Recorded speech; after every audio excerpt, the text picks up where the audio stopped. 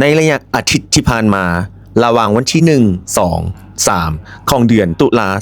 2025รวม3วันทางทีมงานเฉพาะกิจสมาคมเครื่องเย็นลาวต่างหน้าโดยทานแสงนภาบุญกองห้องประธานสมาคมเครื่องเย็นและทีมงานพร้อมด้วยการเข้าร่วมจากแผนกอุตสาหกรรมการค้านครหลวงลงพื้นที่หาบรรดาบริษัทเจ้าของแบรนด์หรือผู้นำเข้าสินค้าประเภทแอร์เย็นทุกบริษัทและบรรดาห้างค้าจำหน่ายแอร์ในนครหลวงเวียงจันทร์เพื่อขอความร่วมมือกับทุกภาคส่วนในการโฆษณาขายแอร์และการติดตั้ง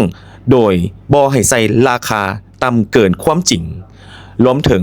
การแจ้งนิติกรรมทางด้านการค้าขายทางสื่อออนไลน์ทุกห้างทุกบริษัทต้องมีการลงทะเบียนให้ถูกต้องกับทางภาครัฐเพื่อให้มีความเป็นระเบียบและถูกต้องตามกฎหมายบทบันทึกการกวดกาอิงตามบทบันทึกของประชุมผู้สาหรือต่อกับการเสนอของสมาคมธุรกิจเครื่องเย็นฉบับลงวันที่18 เดือน 8 ปี2025ในเวลา 9:30 ของวันที่ 1 เดือน 10 ปี2025เจ้าหน้าที่การค้าประกอบมีท่านศรีสมพร ลลบุตรท่านศรีวรรณันทวงศ์ท่านถาวร สุดาวันท่านทัศวรรณ เมืองประเสริฐท่านแสงนภาบุญกองวงเล็บสมาคมได้กวดกาเป้าหมายการดำเนินธุรกิจเครื่องเย็นเพื่อเผยแพร่บรรดากิจกรรมที่เกี่ยวข้องอยู่สถานที่ห้างเขียนพรเครื่องเย็นส่วนบุคคลบ้านหัวขวาเมืองชัยเชษฐานครหลวงจันทร์โดยส่งหน้าหาเขียนพรจันทวรศิลป์นักธุรกิจสัญชาติลาวใส่ผู้พันเจ้าของห้างในการกวดกาบ้านการกวดกาเห็นว่าห้างเขียนพรเครื่องเย็นส่วนบุคคลและห้างจำหน่ายซ่อมแต่งและติดตั้งแอร์ยี่ห้อฟรีซึ่งซื้อจากบริษัทนำเข้าภายในห้างดังกล่าวนอนในห้างที่เป็นสมาชิก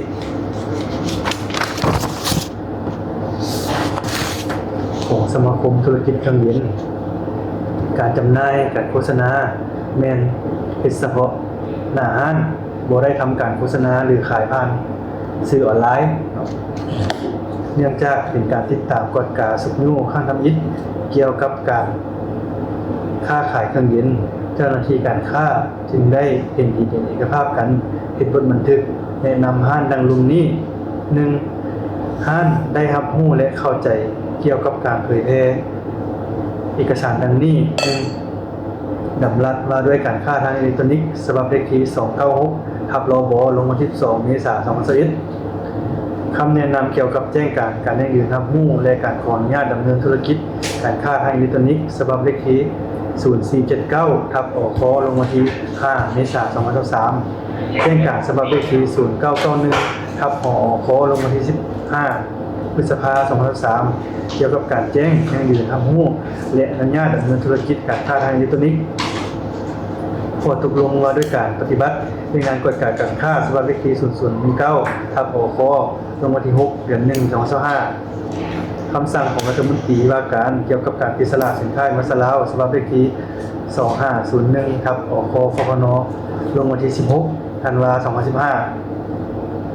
2. ถ้าอนาคตมีแผนโฆษณาทางออนไลน์ห้างต้องได้ดำเนินเอกสารยั่งยืนทำรู้และขออนุญาตดำเนินธุรกิจการค้าทางอิเล็กทรอนิกส์นำกรมการค้าภายในกระทรวงอุตสาหกรรมและการค้า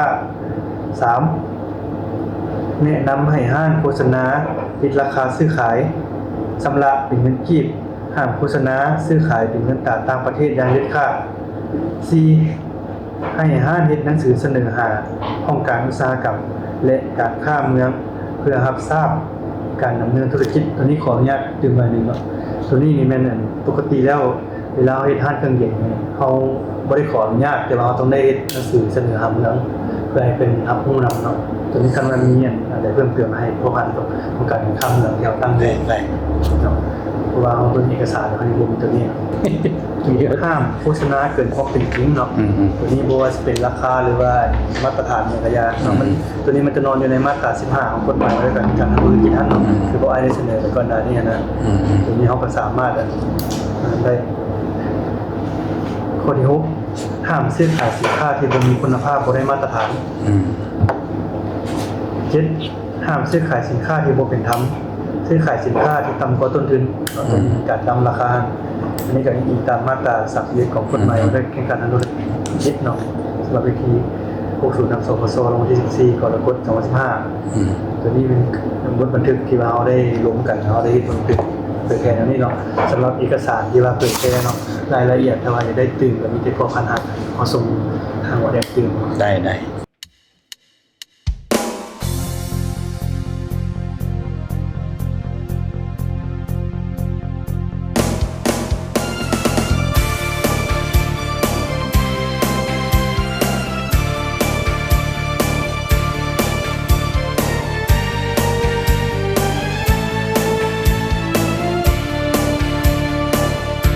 สมาคมเครื่องเย็นนี่เป็นส่วนรวมแห่งใจแต่เนื้อถึงไตก็มารวมสามัคคีผ่านมาหลายปีเสื่อมมิตรไมตรีต่อกัน จนถึงวันนี้มีผลสำเร็จขึ้นมาหลายปีสู้ทนผ่านพ้นตั้งหลายปัญหาเป็นเพราะวิชาศึกษามาสายงานเดียวกันบ่ปีนแปรผันสัมพันธ์ร่วมกันแน่นหนาช่วยกันรักษาวงการเครื่องเย็นของเราจงประสานสมานรวมใจหัดแน่นเอาไว้หักกันให้ยังอยู่นานจงสร้างไว้เป็นบรรทัดฐานพัฒนาวงการอาชีพคนยันลักก้าวไป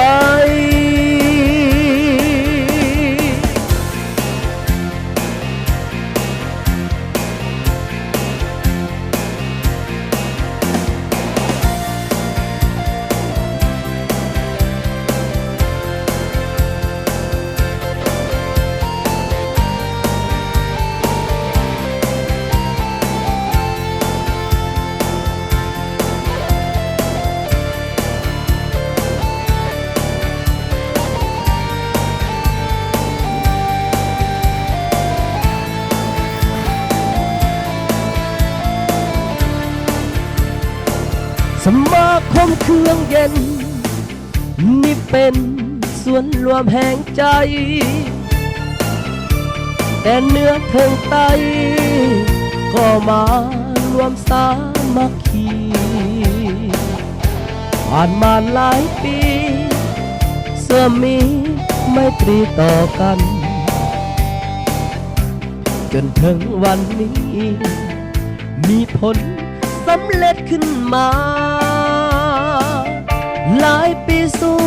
ทนผ่านพ้นตั้งหลายปัญหาเป็นเพราะวิชาศึกษามาสายงานเดียวกัน